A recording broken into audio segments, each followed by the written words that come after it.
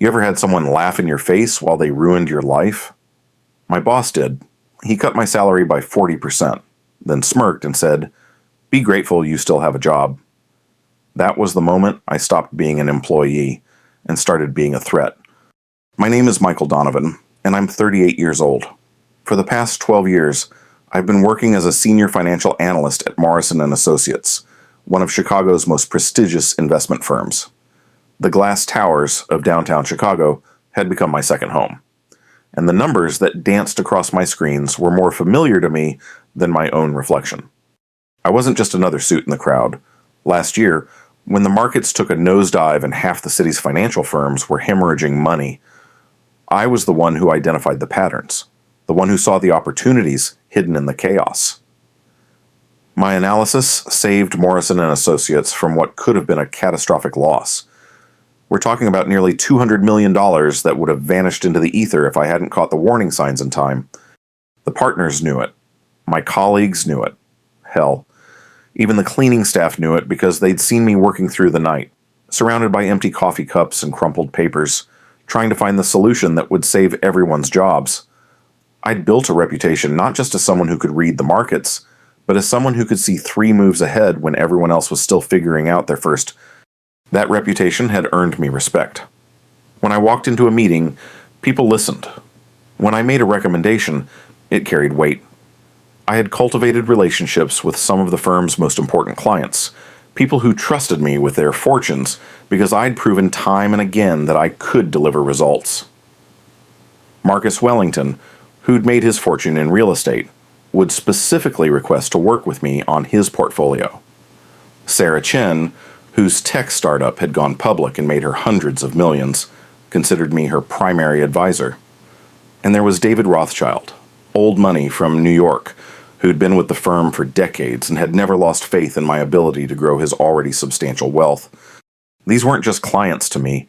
They were relationships I'd built over years of consistent performance, of late-night calls when the markets went volatile, of celebrating their wins and helping them navigate their losses. They trusted me because I'd earned it, dollar by dollar, decision by decision. But then Craig Lorman arrived. Craig was everything I wasn't.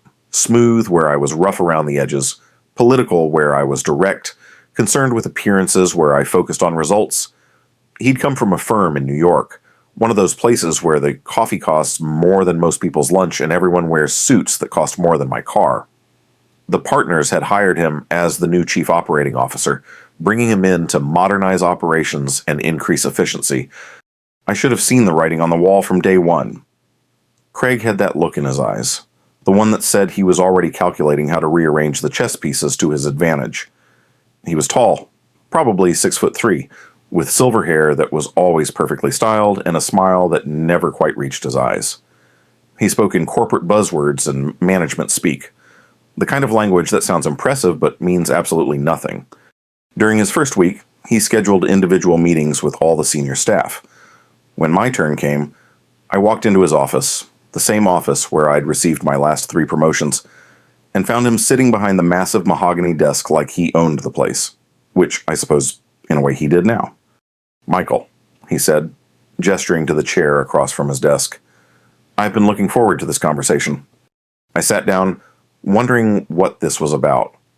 Maybe he wanted to discuss my client relationships, or perhaps he was interested in hearing about the strategies that had worked so well for the firm. I was prepared to talk about the future, about how we could build on our successes. But Craig had other plans. "I've been reviewing the compensation structure here," he began, pulling out a folder that I recognized as my personnel file. And I have to say, some of these numbers are quite surprising. I felt the first flutter of unease in my stomach. "What do you mean?" "Well, for instance, your salary, it's quite high for someone in your position."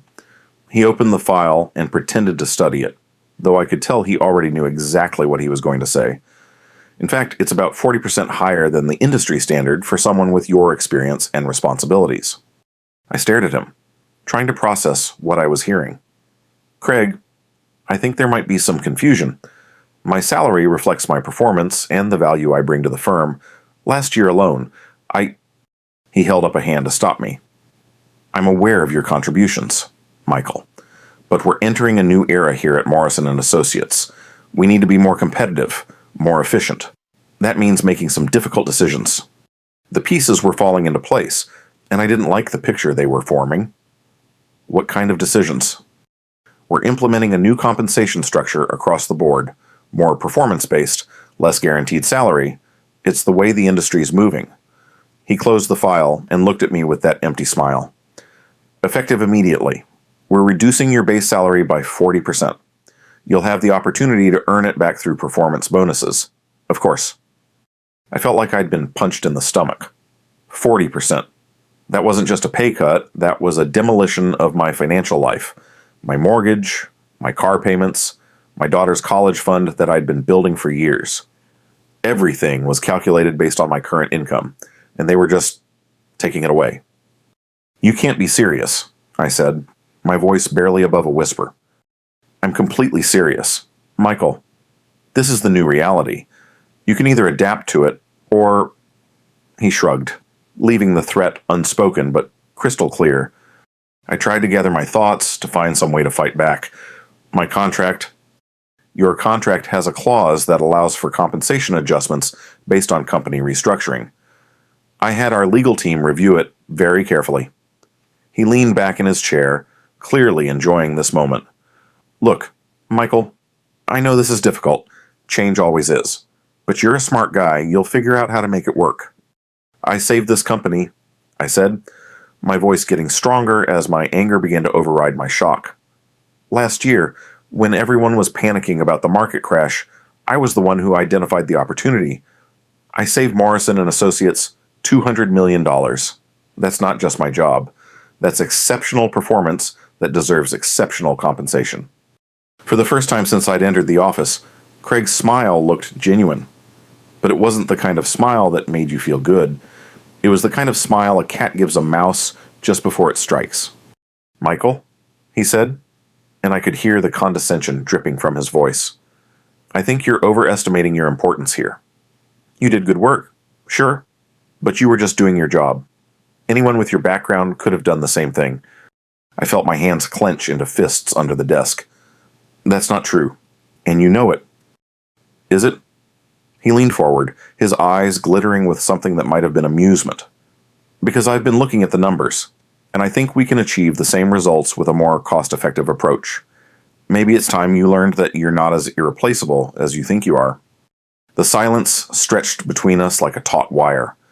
I could hear my heart pounding in my ears, could feel the blood rushing to my face. This wasn't just about money anymore. This was about respect, about recognition, about everything I'd worked for over the past 12 years. So, what's it going to be, Michael? Craig asked, his voice sickeningly sweet. Are you going to take the new terms, or are you going to walk away from everything you've built here? I looked at him across that desk, at his perfectly styled hair and his empty smile, and I made a decision. But it wasn't the decision he expected. I'll take the new terms, I said quietly. The smile widened. Excellent. I knew you'd see reason. You're a smart man, Michael. Smart enough to know when you're beaten? He actually laughed then. A short, sharp sound that cut through me like a blade. You should be grateful. You know, in this economy, a lot of people would kill for your job, even at the reduced salary. Be grateful you still have a job. I stood up slowly, my legs feeling unsteady beneath me. Is that all? That's all. Oh, and Michael? He was already turning his attention to other papers on his desk, dismissing me like I was nothing more than an inconvenience. Try not to let this affect your work. We still have high expectations for your performance. I walked out of that office in a daze. The hallway that had always felt familiar now seemed foreign, like I was seeing it through someone else's eyes. My colleagues were going about their business, unaware that my world had just been turned upside down. I made it to my office and closed the door behind me, leaning against it as I tried to process what had just happened. 40%. The number kept echoing in my head. 40% of my salary, gone. Just like that. Because Craig Lorman had decided I wasn't worth what I'd been earning, despite everything I'd done for the company. But it wasn't just the money, though that was certainly a devastating blow. It was the way he'd done it. The casual cruelty, the obvious pleasure he'd taken in delivering the news, the way he'd laughed when he told me to be grateful. That laugh would echo in my head for weeks to come. I sat down at my desk and stared at my computer screen, but the numbers and charts that usually made perfect sense now looked like hieroglyphs. My mind was racing, jumping from one thought to another. How was I going to tell my wife? How was I going to explain to my daughter that her college fund might not be as secure as we thought? How was I going to face my colleagues, knowing that they'd probably find out about the pay cut soon enough?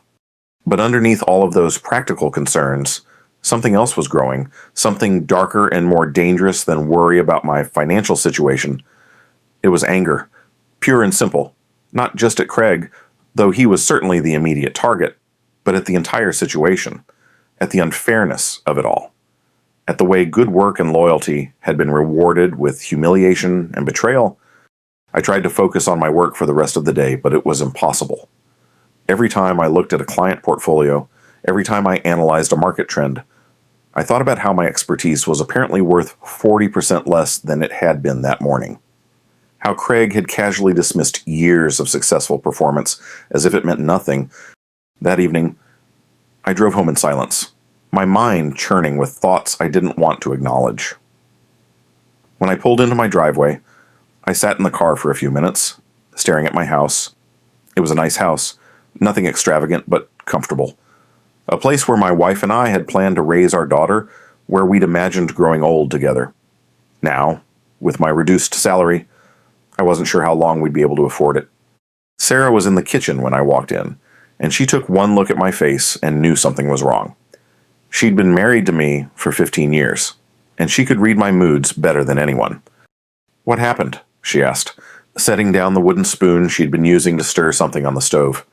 I told her everything, about Craig's sudden announcement, about the 40% cut, about the way he'd laughed and told me to be grateful. She listened without interrupting, her expression growing more concerned with each detail. When I finished, she was quiet for a long moment. 40%, she finally said. "My God, Michael, can they even do that?" "Apparently, they can." Craig had the legal team review my contract. There's some clause about restructuring that gives them the right to adjust compensation.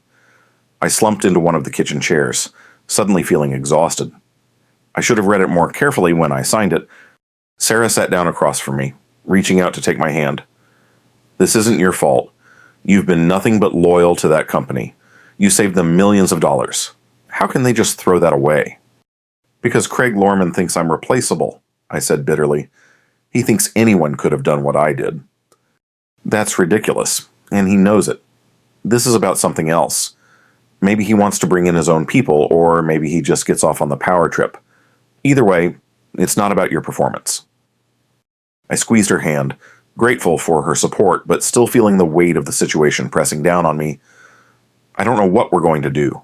The mortgage, Emma's college fund, everything was based on my current salary. We'll figure it out," Sarah said firmly. "We always do. Maybe this is a sign that it's time for you to look for something else. You've got the experience, the track record. Other firms would be lucky to have you." I nodded, but I wasn't really listening. My mind was already moving in a different direction, following a path that I hadn't fully recognized yet. Because the truth was, I didn't just want to find another job. I didn't want to go to another firm and build someone else's empire while they took the credit and the profits. I wanted revenge. The thought came to me with crystal clarity, and for the first time since I'd left Craig's office, I felt something other than despair. I felt purpose. Over the next few days, I threw myself into my work with renewed focus, but not for the reasons my colleagues might have expected. I wasn't trying to prove my worth to Craig or win back my salary. I was gathering intelligence.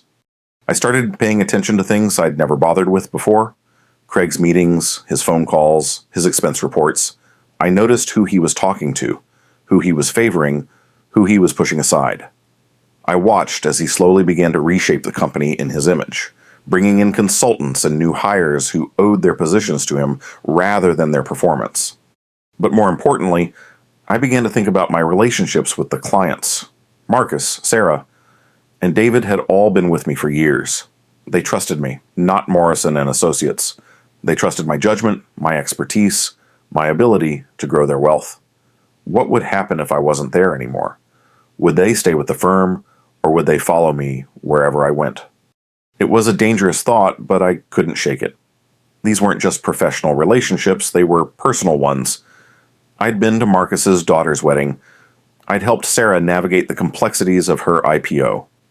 I'd spent countless hours with David, discussing not just investment strategies, but life philosophy and the lessons he'd learned over his 73 years. They cared about me as a person, not just as their financial advisor. And if I was being honest with myself, I cared about them too.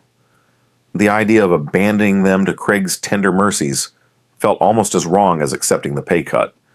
That's when the plan began to take shape. It started as just a fantasy, something to keep my mind occupied while I endured the daily humiliation of working for a man who'd made it clear he didn't respect me. But as days turned into weeks, the fantasy became more detailed, more realistic. I began to see how it could actually work. The first step was research. I spent my evenings at home, ostensibly working on client portfolios, but actually studying the market for independent financial advisory firms. I learned about licensing requirements, startup costs, and client acquisition strategies. I researched successful firms that had been started by former employees of larger companies, studying their approaches and their mistakes. I also began to pay more attention to the legal and regulatory aspects of the business. What were my obligations to Morrison and Associates? What were the restrictions on taking clients with me if I left? What kind of non-compete agreements existed, and how enforceable were they? The research was eye-opening. While I couldn't simply walk away with client files or proprietary information, there were no restrictions on clients choosing to follow me if they wanted to. The relationships I'd built were mine, not the company's. If I left and started my own firm, and if clients chose to move their business to me, that was perfectly legal as long as I didn't actively solicit them while still employed by Morrison and Associates. But there was more to it than just the legal aspects. I needed to understand the practical challenges of starting a new firm.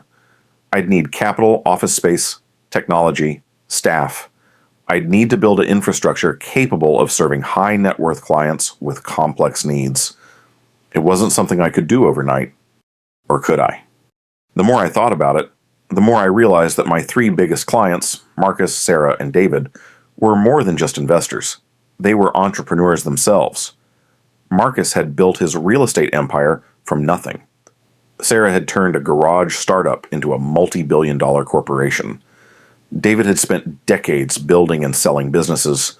They understood risk, they understood opportunity, and they understood the value of backing the right person at the right time. What if I approached them not just as potential clients, but as potential partners? What if I offered them the opportunity to become founding investors in a new kind of financial services firm? One built around the principles of personal service and long-term relationships that were being abandoned by firms like Morrison and Associates. The idea was audacious, but the more I considered it, the more sense it made. These three clients alone represented nearly 60% of Morrison and Associates' total assets under management. If they moved their business to a new firm, it would be a devastating blow to the company's finances. And if they invested in that new firm as partners, it would give me the capital I needed to build something truly competitive. But it had to be done carefully. I couldn't approach them while I was still employed by Morrison and Associates. That would be a clear violation of my employment agreement and could result in legal action. I'd have to wait until I was free to make the offer. And I'd have to be sure that when I did approach them, I had a complete business plan, a clear vision of what I was offering, and the infrastructure in place to deliver on my promises. That meant I had to start building my new company in secret, preparing everything so that when I finally made my move, I could hit the ground running. I began by setting up a separate business entity. I chose the name carefully, Donovan Capital. It was simple, professional, and personal. It reflected my commitment to putting my own reputation on the line for my clients' success. The legal paperwork was relatively straightforward, but the real challenge was building the operational infrastructure.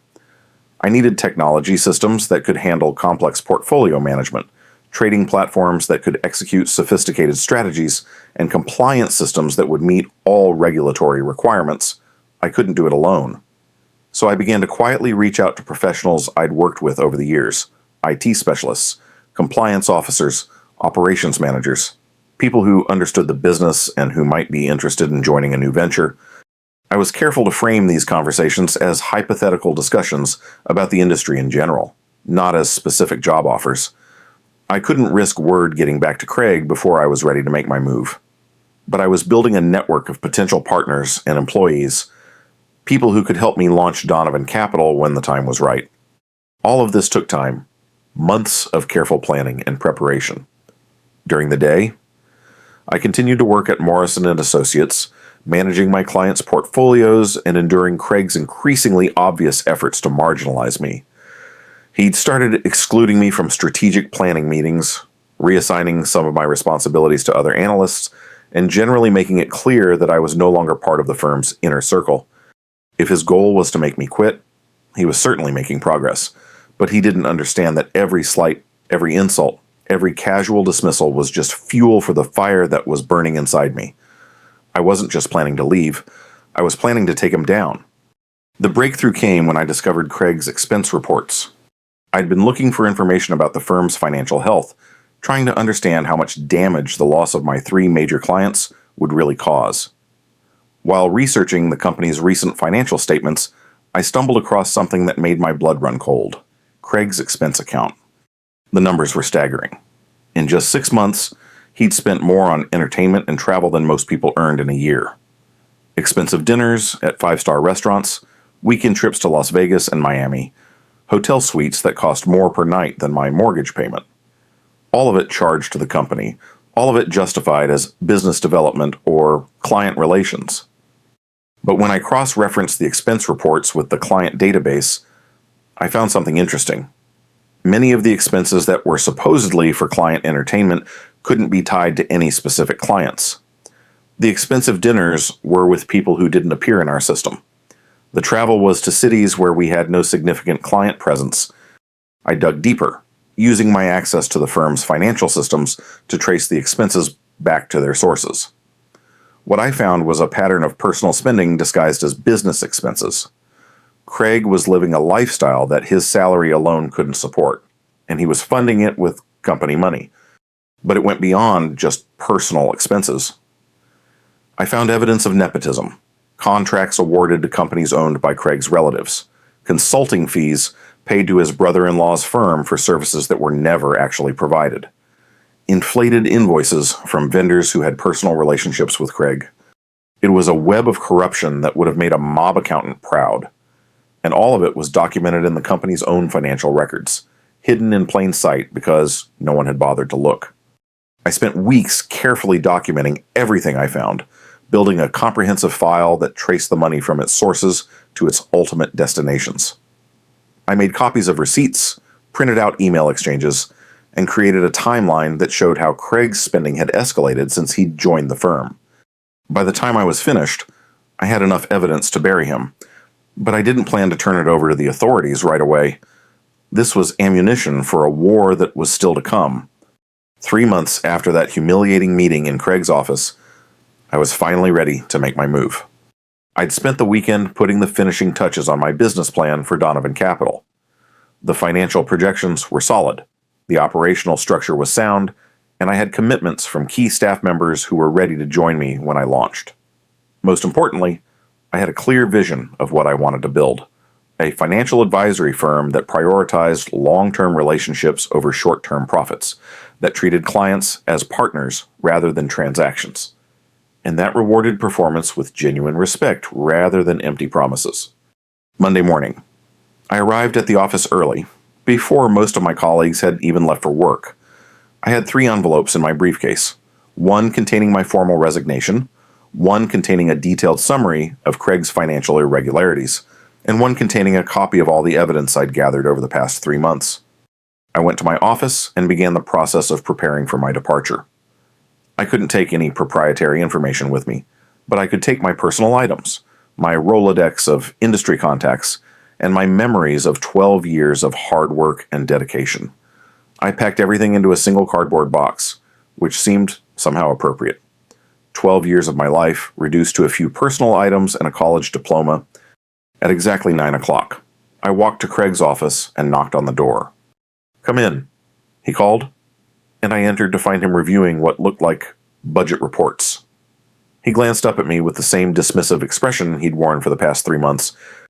"Michael, what can I do for you?" "I wanted to give you this," I said, placing the envelope containing my resignation on his desk. "It's my formal notice of resignation, effective immediately." He looked at the envelope, but didn't open it. "You're quitting." "I am. Well, I can't say I'm surprised. You never did adjust well to the new compensation structure." He leaned back in his chair, that familiar smirk spreading across his face. "I have to say, though, this is pretty unprofessional. 2 weeks' notice is standard, you know." "I'm sure you'll manage," I said. "After all, you've made it clear that anyone could do my job." "That's true," he agreed. "We'll probably save money by replacing you with someone younger and hungrier." I nodded, as if I agreed with him. "I'm sure you're right. Oh, and Craig, you might want to check your email in about an hour.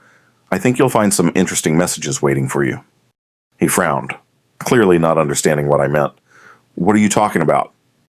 "You'll see," I said, and turned to leave. "Have a great day, Craig."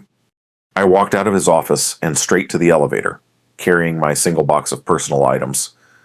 I didn't say goodbye to my colleagues, didn't stop to chat with the receptionist, didn't look back at the office that had been my professional home for 12 years. I just left. But my work for the day was just beginning. My first stop was Marcus Wellington's office. His real estate company occupied the top 3 floors of a downtown high-rise, and his personal office had a view of Lake Michigan that was worth more than most people's salaries. I'd called ahead to request a meeting, telling his assistant that I had an important business proposition to discuss. Marcus was in his mid-50s, with silver hair and the kind of weathered face that comes from years of making tough decisions. He'd built his fortune by recognizing opportunities that others missed. And he'd trusted me with his investment portfolio because I'd proven that I could do the same thing with financial markets that he did with real estate. "Michael," he said, standing up to shake my hand as I entered his office. "Good to see you. Sarah said you had something important to discuss." "I do," I said, accepting his offer to sit in one of the leather chairs that faced his desk. "I want to talk to you about the future of your investment portfolio." He raised an eyebrow. "Is there a problem with Morrison and Associates?" "You could say that," I replied. "I resigned this morning." Marcus leaned forward, his expression becoming more serious. "Resigned? Why?" I told him about the pay cut, about Craig's attitude, about the way the firm was changing under its new management. I explained that I'd decided to start my own company, one that would focus on providing the kind of personalized service that was disappearing from the larger firms. "So you're starting your own company?" Marcus said when I finished. "And you want me to be a client?" "I want you to be a partner," I corrected. "I'm not just looking for clients, Marcus. I'm looking for investors who understand the value of building something new, something better. I want to offer you the opportunity to be a founding partner in Donovan Capital." I handed him a folder containing my business plan, my financial projections, and my vision for the company. He spent the next hour reviewing the documents, asking detailed questions about my strategy, my target market, and my competitive advantages. "This is impressive work, Michael," he finally said. "But why should I risk my capital on a startup when I could just stay with Morrison and Associates?" That's when I told him about Craig's expense account irregularities, about the evidence I'd gathered, and about the storm that was about to hit Morrison and Associates. "My God," Marcus said when I finished. "Are you sure about this?" "I have documentation for everything," I assured him. "Craig has been stealing from the company for months. When this comes out, Morrison and Associates is going to be dealing with a major scandal. Their stock price will crater, their clients will flee, and their reputation will be in ruins. Is that really where you want to keep your investments?" Marcus was quiet for a long moment, staring out at the lake. "How much are you looking for?" $25 million from each of my founding partners," I said. "That will give me the capital I need to build a first-class operation from day one." "And the other partners?" "Sarah Chen and David Rothschild. I'm meeting with them this afternoon." Marcus nodded slowly. "If they're in, I'm in. But I want to see this evidence you've gathered." I pulled out a second folder, this one containing copies of Craig's expense reports and the documentation of his financial irregularities. Marcus reviewed it with the same attention to detail he'd given my business plan. "This is going to destroy him," he said finally. "That's the idea," I replied. Marcus stood up and extended his hand. "Welcome to the independent business world, Michael. I look forward to working with you." My meetings with Sarah Chen and David Rothschild went similarly well. Both were shocked by the revelations about Craig's corruption, and both were excited by the opportunity to be founding partners in something new. By the end of the day, I had commitments for $75 million in startup capital and 3 of the most successful business people in Chicago as my partners. But I still had one more card to play. That evening, I sent 3 emails from my personal account.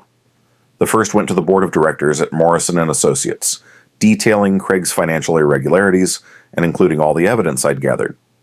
The second went to the business editor of the Chicago Tribune, offering an exclusive story about corruption at one of the city's most prestigious investment firms. The third went to the Securities and Exchange Commission, formally reporting the financial irregularities I'd discovered. Then I sat back and waited for the fireworks to begin. They didn't take long. By the next morning, my phone was ringing with calls from reporters, regulators, and former colleagues. The story broke on the Tribune's website at 10 o'clock, with the headline, "Morrison & Associates Executive Accused of Embezzling Company Funds." By noon, it was being picked up by financial news services across the country. Craig's response was swift and predictable. He issued a statement denying all wrongdoing and suggesting that the allegations were the result of a disgruntled former employee seeking revenge. He called me a bitter individual who couldn't accept the new realities of the business world, but the evidence spoke for itself. Within hours of the story breaking, the SEC announced that it was opening a formal investigation into Morrison & Associates' financial practices. The firm's stock price dropped by 30% in a single day. And 3 of the company's largest clients, Marcus Wellington, Sarah Chen, and David Rothschild, announced that they were moving their business to a new firm called Donovan Capital. The news coverage was everything I could have hoped for. I was portrayed as a whistleblower who had sacrificed his career to expose corruption, a principled individual who had chosen to do the right thing despite the personal cost. Craig, meanwhile, was depicted as a corporate predator who had abused his position for personal gain. The contrast couldn't have been more stark. While Craig was lawyering up and trying to avoid prison, I was announcing the launch of Donovan Capital with 3 of Chicago's most successful entrepreneurs as my founding partners. The business press loved the story. The underdog who refused to be crushed, who turned betrayal into opportunity and built something better from the ashes of his old career. Within a month, Donovan Capital had grown from a startup to a major player in the Chicago financial services market. Word of our success spread quickly through the business community, and we found ourselves flooded with inquiries from potential clients who wanted to work with the firm that had taken down Morrison & Associates. Craig, meanwhile, was fighting for his professional life. The SEC investigation had expanded to include the firm's other executives, and several major clients had already announced their intention to leave. The company's stock price continued to decline, and there were rumors that it might be forced to merge with a larger firm just to survive. 6 months after I'd walked out of Morrison & Associates, Craig Lorman was forced to resign in disgrace. The SEC had found evidence of multiple financial irregularities, and the company was facing both civil and criminal charges. Craig himself was under investigation for embezzlement and fraud, and his career in the financial services industry was effectively over. The final irony came when Morrison & Associates announced that they were looking for a new chief operating officer. According to the job posting, they were seeking someone with proven experience in financial analysis, client relationship management, and ethical leadership. The salary range was exactly what I'd been earning before Craig cut my pay. But by then, I was far beyond caring about what Morrison & Associates was offering. Donovan Capital had grown to manage over $500 million in assets, and we were adding new clients every week. We'd moved into a beautiful new office space overlooking the Chicago River, and I'd hired a staff of talented professionals who shared my vision of putting clients first. More importantly, I'd proven something to myself and to the business community. I wasn't just another employee who could be pushed around and discarded when it was convenient. I was an entrepreneur, a leader, someone who could build something lasting and meaningful from nothing more than determination and the willingness to take calculated risks. The best part, though, was the message I received from Craig's replacement as COO. He'd reached out through a mutual acquaintance, asking if I'd be interested in consulting for Morrison & Associates on some of their more challenging client situations. The irony was almost too perfect to believe. The company that had dismissed me as replaceable was now asking for my help to clean up the mess that Craig had left behind. I declined. Of course, I had more important things to do than help Morrison & Associates recover from their own poor judgment. I had a company to run, clients to serve, and a reputation to build. But I did send back a message through the same mutual acquaintance. I told Craig's replacement that I hoped they'd learn something from the experience, and that I wished them luck in finding someone who could provide the kind of value that they'd so casually dismissed. I never heard back from them. These days, when I'm working late in my office at Donovan Capital, I sometimes think about that moment in Craig's office when he'd laughed and told me to be grateful for my job. I think about how certain he'd been that he held all the cards, how confident he'd been that I would simply accept whatever treatment he decided to dish out. He'd been wrong about so many things. He'd been wrong about my value to the company, wrong about my relationship with my clients, and wrong about my willingness to fight back when pushed too far. But most of all, he'd been wrong about what would happen when you corner someone who has nothing left to lose. He thought cutting my salary would make me crawl. Instead, it made me build an empire. My name is Michael Donovan, and I'm the CEO of Donovan Capital, one of Chicago's fastest-growing financial advisory firms.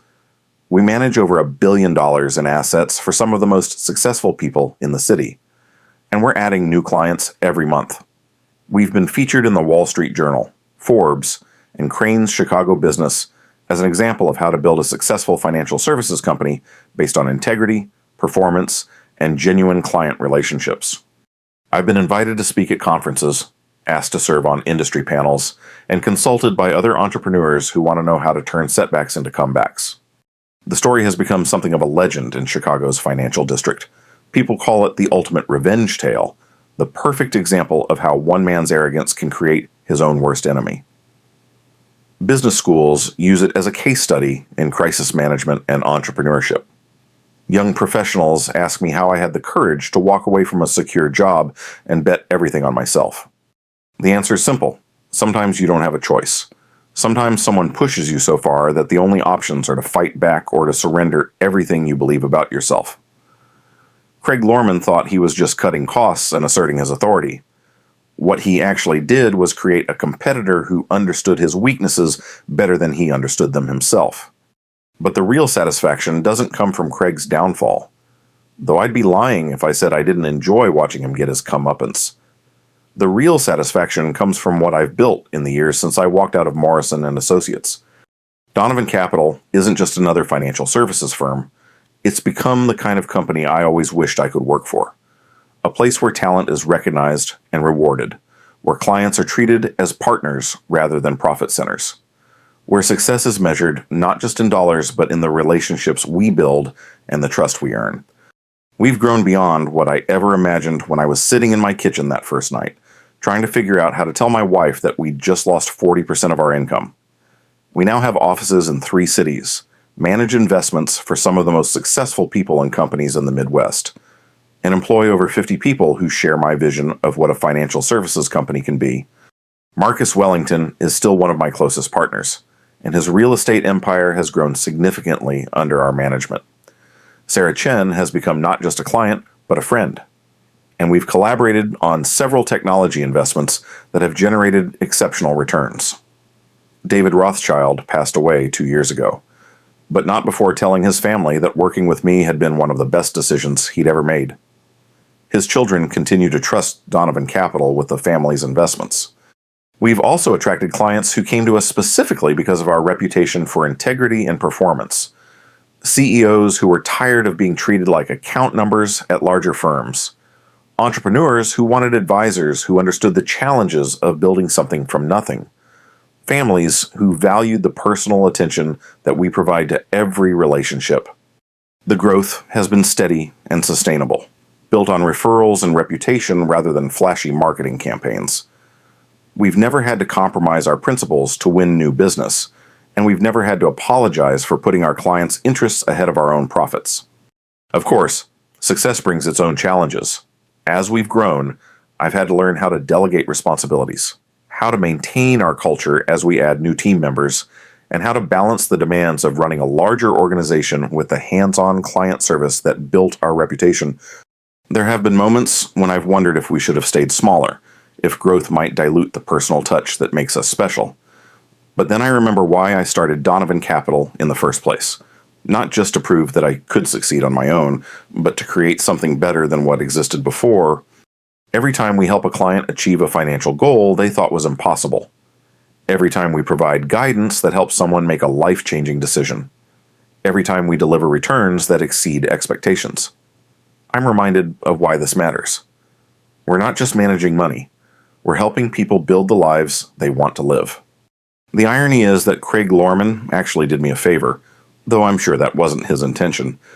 If he hadn't cut my salary, if he hadn't laughed in my face and told me to be grateful, I might never have found the motivation to leave Morrison & Associates.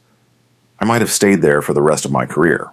Comfortable, but not particularly fulfilled. Successful, but not particularly proud of what I was building. Instead, his arrogance and cruelty gave me the push I needed to discover what I was really capable of.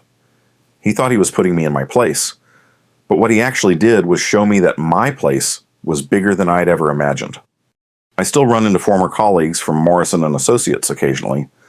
The firm survived Craig's scandal, though it took years to rebuild its reputation and client base.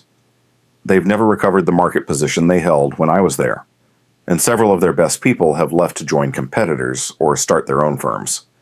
Most of my former colleagues are polite when we meet, though I can see the mixture of admiration and envy in their eyes. They're glad that things worked out for me, but they also wonder what might have happened if they'd had the courage to take the same risks. A few of them have asked if Donovan Capital is hiring. I always tell them the same thing. We're always looking for talented people who share our values and our commitment to client service.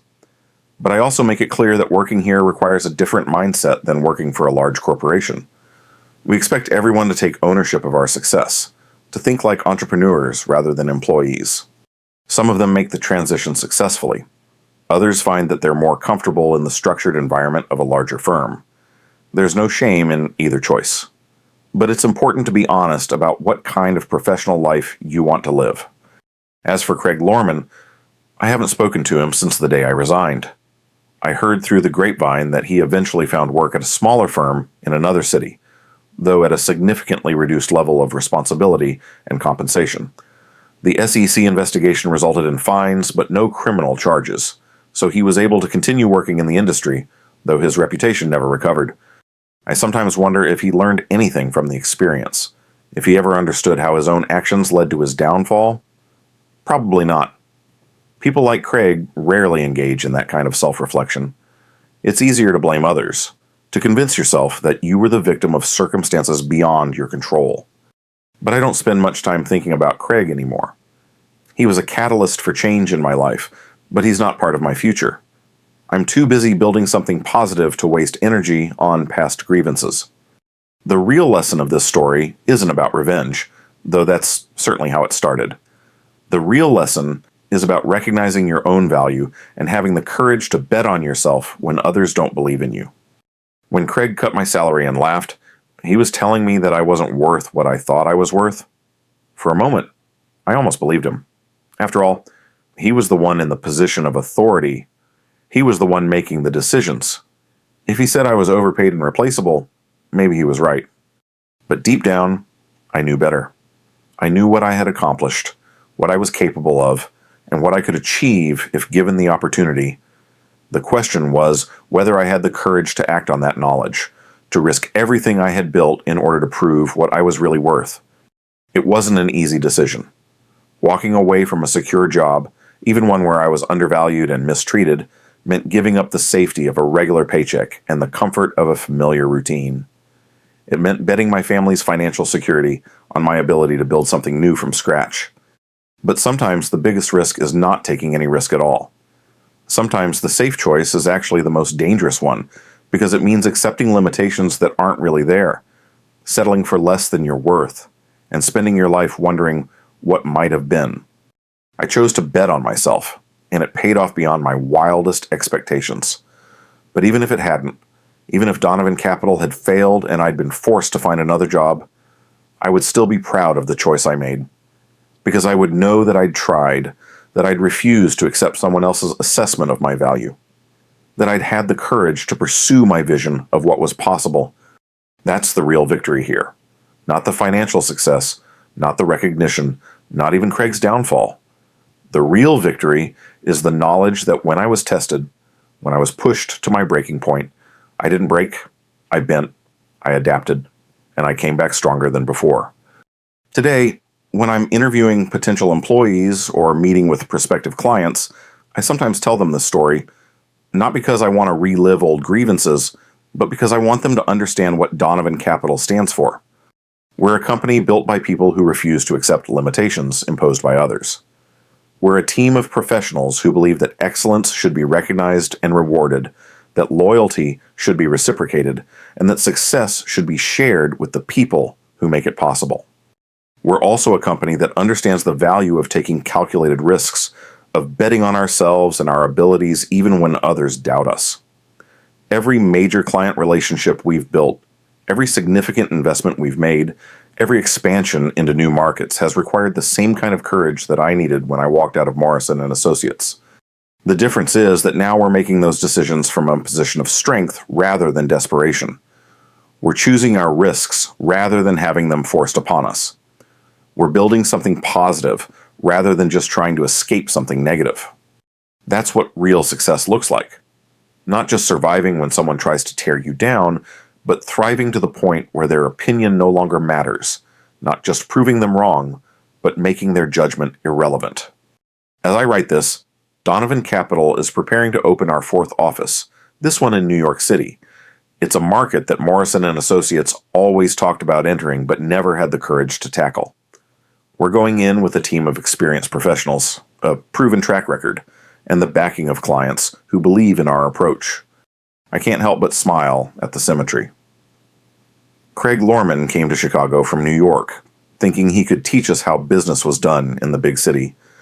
Now we're going to New York to show them how business should be done everywhere. The plan is ambitious, but achievable. We've learned from our growth in Chicago, Milwaukee, and Detroit.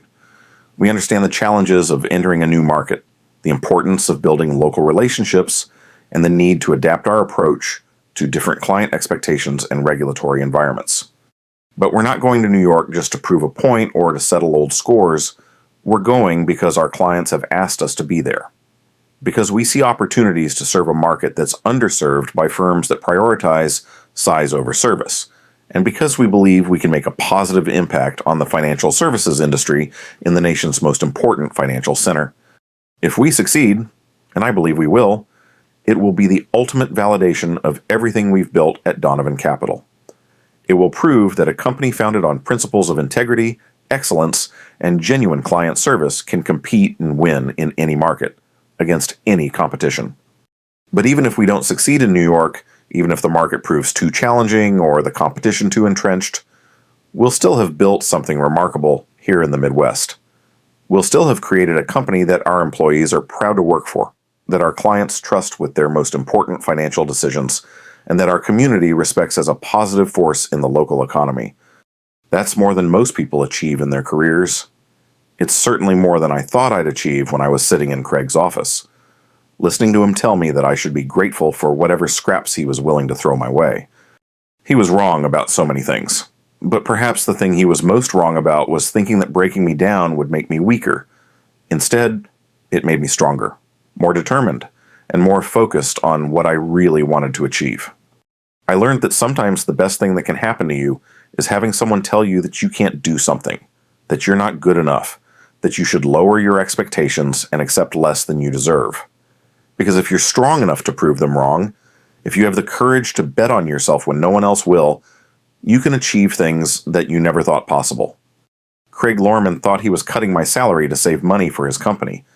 What he actually did was force me to discover my true value in the marketplace. He thought he was putting me in my place. What he actually did was show me that my place was at the head of my own company, building something better than anything he could ever imagine. He thought cutting my salary would make me crawl. Instead, it made me build an empire. And the best part? We're just getting started.